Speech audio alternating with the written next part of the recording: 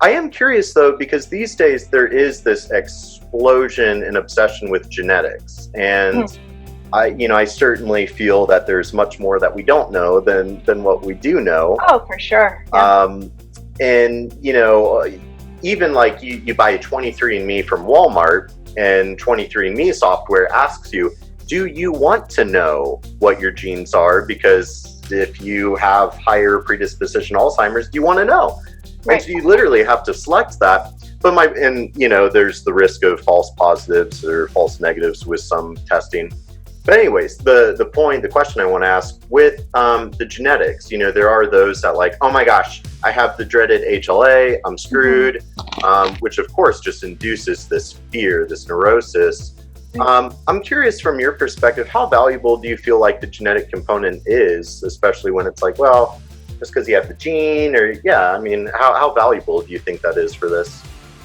For SIRS in particular, I have mixed emotions. Well, I shouldn't say emotions. I have seen clinically mixed relevance for the HLAs. In particular, I have seen SIRS cases, that don't really meet the case definition. So essentially kind of low-level SIRS that have the really bad dreaded gene. And then I've seen people with the dreaded gene who have no signs of SIRS for their case definition. They're more of a mycotoxic person.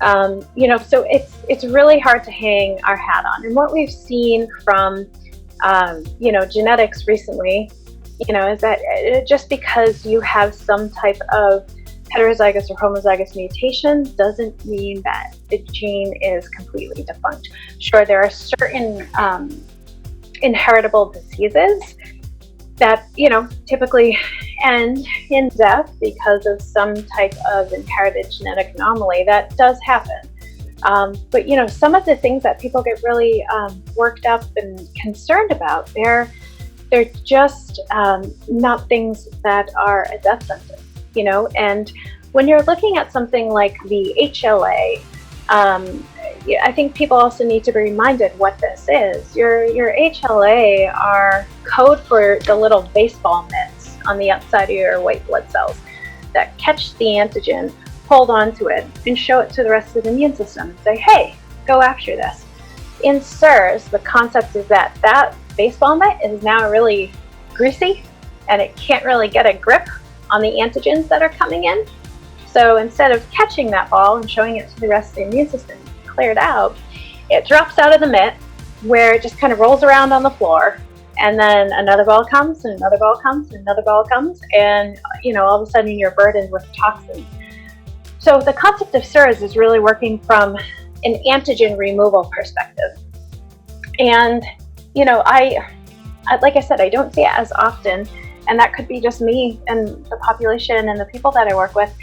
But what I do see though is abnormal detox pathways, and genetics do code for that. People will have abnormal phase 1, phase 2, even phase 3 detox that can really affect their clinical outcomes.